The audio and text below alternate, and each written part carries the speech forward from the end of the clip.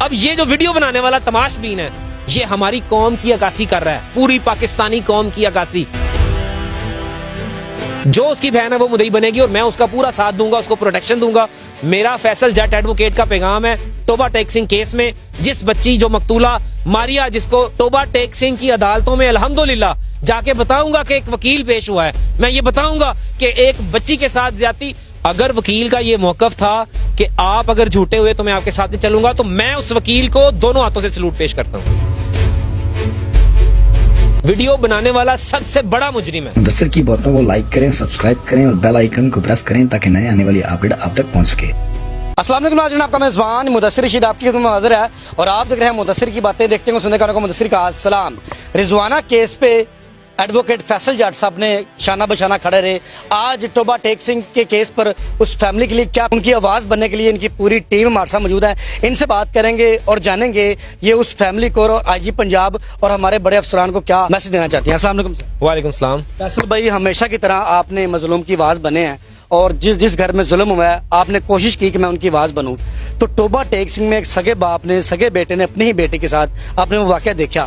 مجھے بتائیں, آپ ایک سینئر قانون دان ہیں, آپ اس واقعے کو کس طرح دیکھ رہے ہیں؟ بسم اللہ الرحمن الرحیم. سب سے پہلے تو میں افسوس کا اظہار کرتا ہوں, دکھ اور رنج کا اظہار کرتا ہوں کہ بہن کے رشتے پر, بیٹی کے رشتے پر جو ان لوگوں نے وہ ایک دھبا ڈالا, جو ایک ظلم کیا, جو ظلم کی داستان رقم کی توبہ ٹیک سنگھ میں سمجھتا ہوں کہ ہماری قوم کے اوپر صرف اللہ نے پتھروں کا عذاب نازل کرنا رہ گیا ہے, باقی اور کوئی چیز نہیں رہ گئی. ویڈیو میں دیکھا جا رہا ہے, واضح میں نے دیکھا سوشل میڈیا پر چل رہا ہے, باپ آرام سے بیٹھا ہوا باتیں کر رہا ہے اور جناب وہ آرام سے اس کے گلے کو دبا رہا ہے اور سائڈ پر ایک عورت کھڑی ہوئی ہے جو اس کی رشتے میں بھابھی لگتی ہے اور لڑکی کا نام ماریا ہے اور قتل کرنے والے بھائی کا نام فیصل ہے اور ایک ویڈیو بنا رہا ہے جو وہ تماشا دیکھ رہا ہے. تو میں یہ سمجھتا ہوں کہ یہ جو بربریت ہوئی, کہ غربت ہونا کوئی بری بات نہیں ہے, غریب ہونا کوئی غلط بات نہیں ہے, لیکن غریب ہو اور بیٹیوں پر ظلم کریں.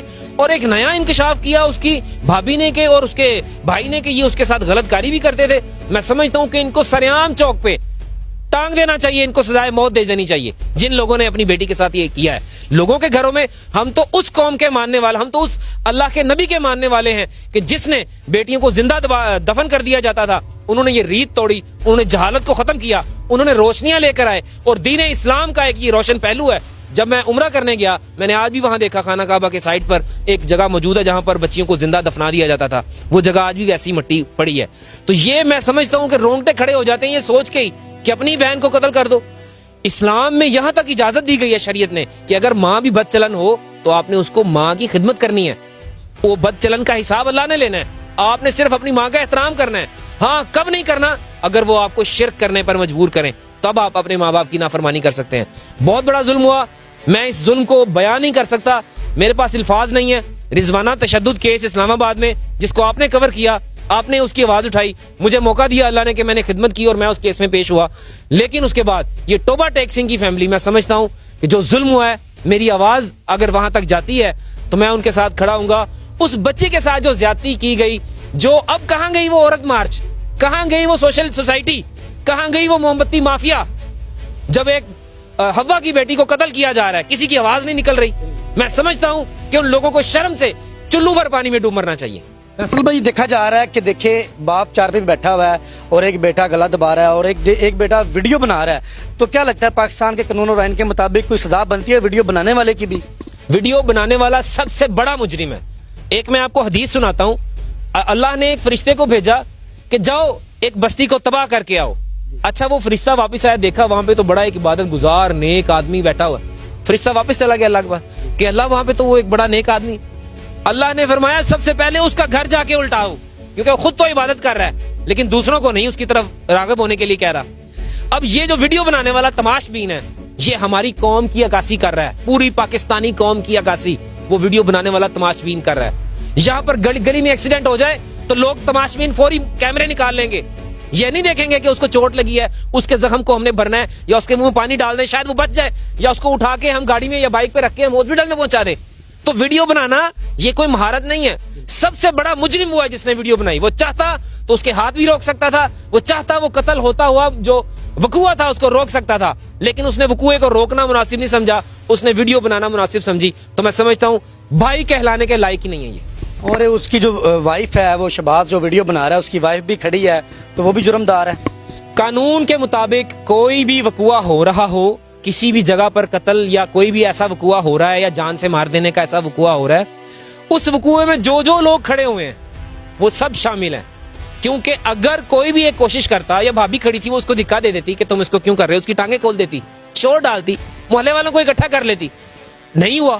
بھائی فون پہ لگا ہوا ہے اور وہ ایسے ویڈیو بنا رہا ہے جیسے فون پہ لگا ہوا ہے. یعنی کہ اتنا خوف, جس باپ کی ٹانگیں نہیں کام کر رہی تم اس سے ڈر کے کھڑے ہوئے ہو. وہ والد بھی ڈسیبل ہے, وہ بھی ڈسیبل ہے, ٹھیک ہے, تو تم اس سے ڈر کے فون پہ لگے ہوئے ہو اور کسی سے باتیں کر رہا ہے, ہاں کیا حال ہے تیرا, ٹھیک ہے فلانا, ایسے لگ رہا ہے جیسے ویڈیو بنا رہا ہے. سب سے بڑا گناہگار میں کہتا ہوں سب سے پہلے اس کو ٹانگو, اس کو سزائے موت ہونی چاہیے کہ وہ اپنی بہن کی جان بچا سکتا تھا, وہ اپنی بہن کی عزت بچا سکتا تھا, لیکن اس نے نہیں کیا. تو میں سمجھتا ہوں کہ پاکستان کے جو ادارے, قانون نافذ کرنے والے ادارے, I G Punjab, chief justice of Pakistan, ٹھیک ہے, میں ان سے اپیل کرتا ہوں, اداروں سے اپیل کرتا ہوں, ان کو سرعام سزائیں دی جائیں کہ یہ اللہ کے نبی کے نافرمان ہیں.